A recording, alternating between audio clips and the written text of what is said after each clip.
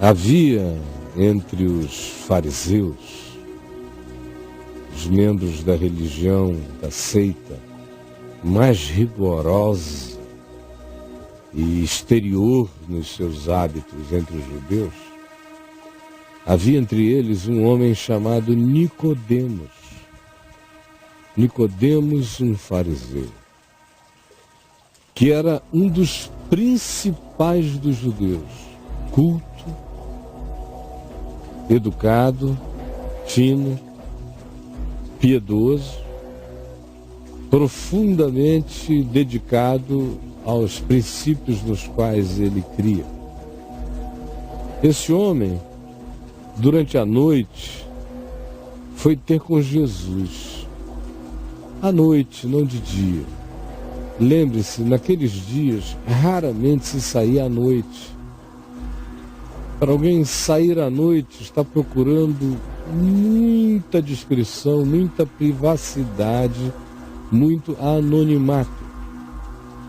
Portanto, foi ter com Jesus à noite e lhe disse: Mestre, ou Rabi, sabemos que tu és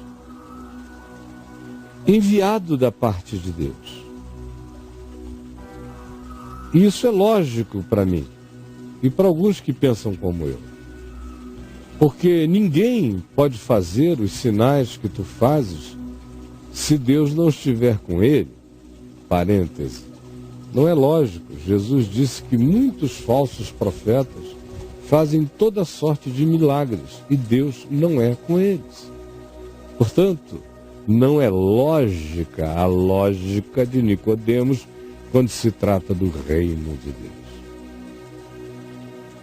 A esta argumentação respondeu Jesus: em verdade te digo, Nicodemos, que se alguém não nascer de novo, não experimentar a regeneração de dentro para fora no coração, a limpeza dos seus olhos, a mudança dos valores e da mente, se alguém não nascer de novo, não pode ver, discernir o significado do reino de Deus, ficará tentando usar essas lógicas pueris do imediato, como tu fizeste.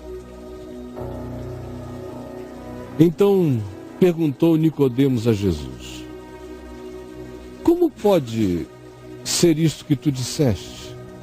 Que se alguém não nascer de novo, não pode ver o reino de Deus. Como pode, por exemplo, um homem como eu, já velho, nascer de novo? Pode, porventura, voltar ao ventre da mãe, nascer uma segunda vez? É disso que tu estás falando? Um homem bom e piedoso, mas sem nenhuma sutileza, o farisaísmo tende a tirar a sutileza mesmo dos mais cultos. E assim perguntou ele, sem nenhuma sutileza espiritual, ao que Jesus lhe respondeu: Nicodemos, em verdade eu te digo, que quem não nascer da água, do arrependimento, da metanoia, da confissão dos pecados, e não nascer da revolução intrínseca do Espírito Santo no coração, não pode entrar no reino de Deus. Não pode. É incompatível. Porque o que é nascido da carne é apenas carne, é carnal, é homopsíquicos. Mas o que é nascido do Espírito é Espírito, se torna homopneumáticos. Não te admires, portanto, Nicodemos, de eu te dizer: importa-vos nascer de novo, porque isso é condição sine qua non para entrar nessa dimensão com a qual não se adentra e a qual não se enxerga com as lógicas acorrentadas do imediato. Nicodemos, olha o vento. O vento sopra onde quer. Ouves o seu assovio. mas não sabes de onde vem, nem tampouco para onde vai. Assim também é com todo aquele que é nascido do Espírito. Ele não está seguindo os trilhos da lógica do imediato.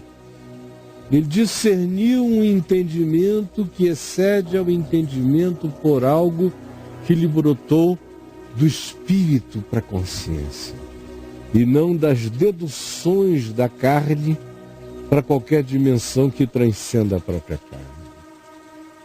Então, Nicodemos perguntou a Jesus: mestre, então me explica, como pode suceder isto? Eu não estou entendendo. Jesus o socorreu e lhe disse: Nicodemos, tu és um dos maiores mestres de Israel e não compreendes estas coisas. Tu és um dos grandes mestres e teólogos e pensadores e filósofos e educadores de Israel e não compreendes esta basicalidade do reino de Deus? Não a compreendes porque tu tentas acessá-la pela lógica finita, e ela se estabelece numa perspectiva infinita de acolhimento que só pode acontecer pela recepção em fé. Portanto, eu te digo, Nicodemos, eu te digo que nós dizemos o que sabemos e testificamos o que temos visto. No meu caso, ele diz nós, se referindo àquele que nele dava testemunho, o próprio Pai. Eu te digo que nós, a unidade eterna que eu represento, dizemos o que sabemos. Eu te digo o que eu sei. Dou testemunho do que eu tenho visto com os meus olhos, enxergando de dentro do reino de Deus para cá. Contudo, vós não aceitais o nosso testemunho, nem o meu testemunho. Se tratando de coisas terrenas, porque o novo nascimento é algo para acontecer aqui na terra, para dar sentido à vida, para nos tirar desse projeto que vai apenas do prato à boca e do berço à sepultura, em se tratando de coisas que devem acontecer no espaço-tempo, no coração de um homem, para que ele tenha o privilégio de viver a existência terrena, vendo o reino de Deus. Ora, se tratando ainda de coisas tão básicas, não me credes. Como crereis, então, se eu começar a falar das coisas sublimes e celestiais? Ora, Nicodemos, ninguém subiu ao céu, senão aquele que de lá desceu, a saber, o Filho do Homem. O Filho do Homem que está aqui e que está no céu. Do modo porque Moisés, lá no deserto, levantou aquela serpente, quando todos estavam sendo mordidos e morrendo por causa da transgressão, e Deus mandou a Moisés que fizesse uma serpente de bronze e a levantasse numa haste no deserto, para que todo aquele que a visse não mais morresse do envenenamento das serpentes abrasadoras. Ora, do mesmo modo, porque Moisés levantou a serpente no deserto, assim importa também que eu, o Filho do Homem, seja levantado, para que todo aquele que nele crê tenha vida eterna e fique livre do veneno da morte. A razão é inexplicável. Se você me perguntasse, Nicodemos, por quê, eu apenas poderia dizer que é porque Deus amou ao mundo de tal maneira que deu o seu Filho unigênito, o que é inconcebível para nós sequer essa relação, essas realidades. Deus e Deus Pai, Deus Filho, isso está para além da gente.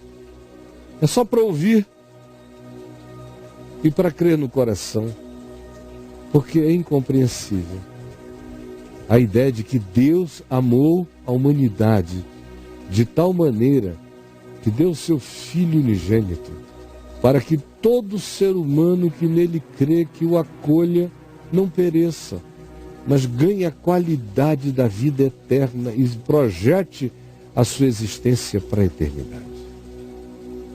Porquanto Deus enviou o seu Filho ao mundo, não para que julgasse o mundo, mas para que o mundo fosse salvo por ele.